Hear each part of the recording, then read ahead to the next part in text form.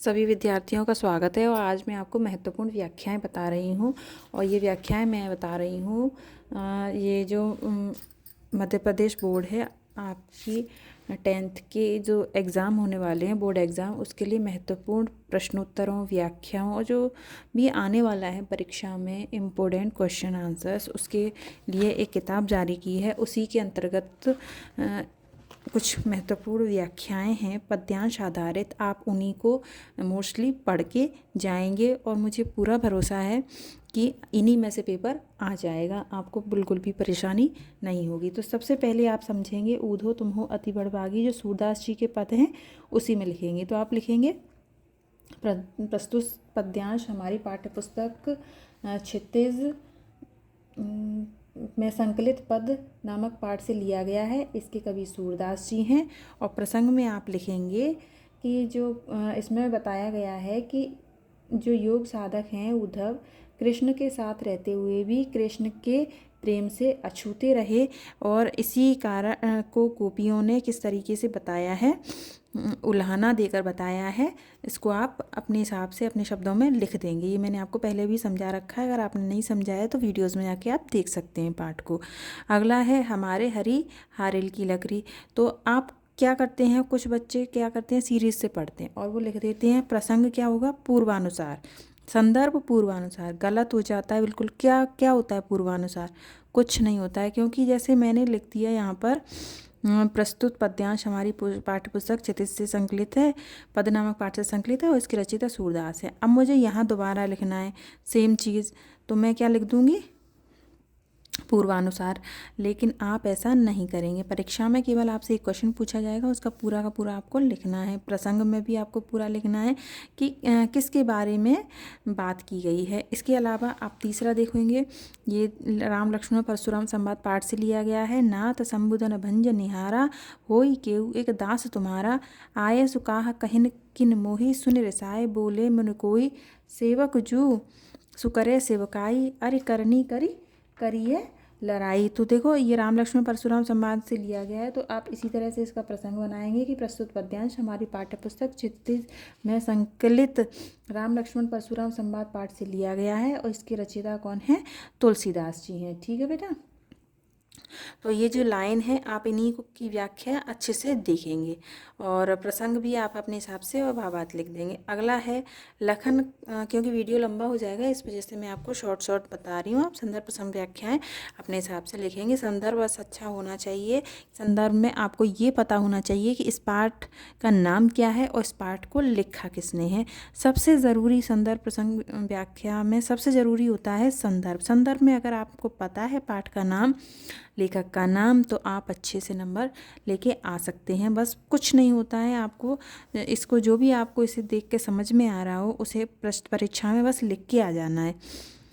लखन जी ने हंस के कहा कैसे कि सारे धनुष एक जैसे होते हैं, तोड़ने से क्या लाभ हानि। तो इस तरीके से आप जो भी आपके मन में आ रहा हो लिख के आ जाना परीक्षा में। अगला प्रश्न है, अगला जो व्याख्या है, बालक बोले बधऊ नहीं तोहि, केवल मुनि जड़ जानहि मोहि, बाल ब्रह्मचारी यति कोहि, विश्व विदित क्षत्रिय कुलद्रोही, भुजबल भूमि भूप बिन कीनी, विपुल बार मही देवन दीनी, सहस बाहु छेद निहारा, परस विलोक मही कुमारा। ठीक है बेटा। अब ये इसमें तो लखन जी ने जो कहा है संवाद वो है और इसमें परशुराम जी द्वारा कहा गया संवाद है। तो ये दोनों संवादों को आप अच्छे से याद करेंगे लाइनों को। अगला देखो, आत्मकथ्य जयशंकर प्रसाद जी का आत्मकथ्य है, उससे ली गई व्याख्या है। ज़्यादा व्याख्याएं मैं आपको नहीं बता रही हूँ, जो भी बता रही हूँ बहुत ज़्यादा इम्पोर्टेंट है और आपको ये पढ़नी ही है। तो मधुप गुनगुना कर कह जाता कौन कहानी, यह अपनी मुरझा कर गिर रही पत्तियां देखो कितनी आज घनी, इस गंभीर अनंत नीलिमा में असंख्य जीवन इतिहास, यह लोग करते ही रहते हैं अपना व्यंग मलिन उपहास। तो प्रस्तुत इसमें संदर्भ में क्या लिखेंगे बेटा, प्रस्तुत पंक्तियां हमारी पाठ्यपुस्तक में संकलित आत्मकथ्य नामक पाठ से ली गई हैं और इसके रचयिता कौन है, जयशंकर प्रसाद जी हैं।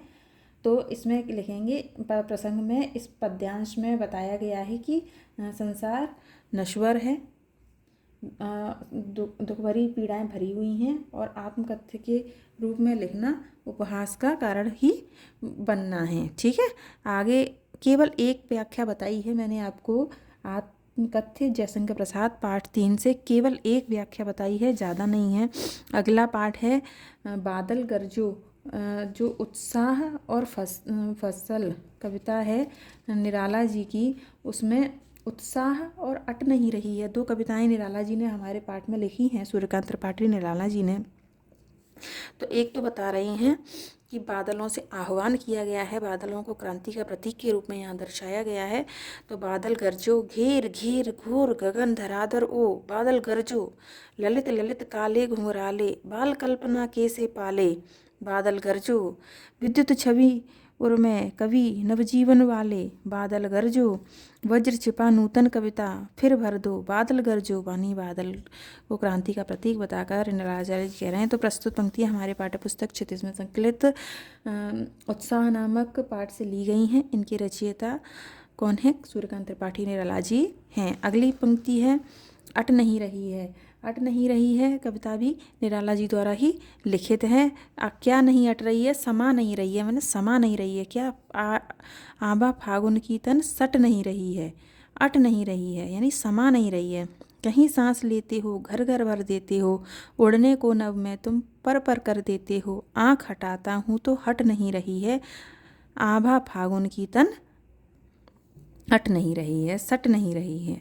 तो वही पंक्तियाँ निराला जी द्वारा लिखित हैं। अब आ जाओ यह दंतुरित मुस्कान, नागार्जुन ने जो हमारे में लिखी हैं, नागार्जुन द्वारा लिखी कविता हैं। यह दंतुरित मुस्कान लिखी है और इसके अलावा उन्होंने एक कविता और लिखी है फसल। यह दंतुरित मुस्कान और फसल नामक जो कविताएं हैं कक्षा 10वीं में, वो नागार्जुन द्वारा लिखी हैं। नागार्जुन एक छोटे से बच्चे की जब छोटे छोटे दांत आए हुए होते हैं उस समय उसकी मुस्कान कितनी मनमोहक लगती है उसके बारे में इसमें बताया गया है। तो लिखेंगे प्रस्तुत पंक्तियाँ नागार्जुन द्वारा लिखित हमारी पाठ्यपुस्तक में संकलित यह दंतुरित मुस्कान शीर्षक से ली गई हैं और प्रसंग में आप अपने हिसाब से लिखेंगे, भावार्थ भी लिखेंगे। और अंतिम व्याख्या जो है पद्यांश की, ये क्या है? एक के नहीं दो के नहीं ढेर सारी नदियों के पानी का जादू, एक के नहीं दो के नहीं लाख लाख कोटि कोटि हाथों के स्पर्श की गरिमा, एक के नहीं दो के नहीं हजार हजार खेतों की मिट्टी का गुणधर्म। ये क्या है? फसल। नागार्जुन द्वारा लिखी हुई जो पंक्तियां हैं फसल हमारे पाठ में संकलित हैं उससे ली गई हैं। मैंने आपको 10 महत्वपूर्ण व्याख्याएं बताई हैं, आप इन्हीं को अच्छे से पढ़ के और समझ के जाएंगे। ठीक है, और किसी भी तरीके की आपको कोई भी परेशानी हो, कोई भी क्वेश्चन हो, आप मुझे कमेंट करके ज़रूर पूछिएगा और कमेंट बॉक्स में अपना नाम भी लिखिए जिसने भी ये वीडियो देखा हो। और अगर आपने वीडियो को लाइक नहीं किया है तो लाइक ज़रूर कर दो। लाइक करने में कोई दिक्कत भी नहीं होती है, एक बटन ही है आपके सामने थंब का, उसे दबा देना है कि आपको पसंद आया। और आप किसी भी विषय पर अगर वीडियो चाहते हैं तो मुझे कमेंट बॉक्स में बता दीजिए, मैं जल्दी उस पर वीडियो लेकर आऊँगी। और परीक्षा की तैयारी हम इसी तरह से लगातार जारी रखेंगे। मिलते हैं अगली वीडियो में।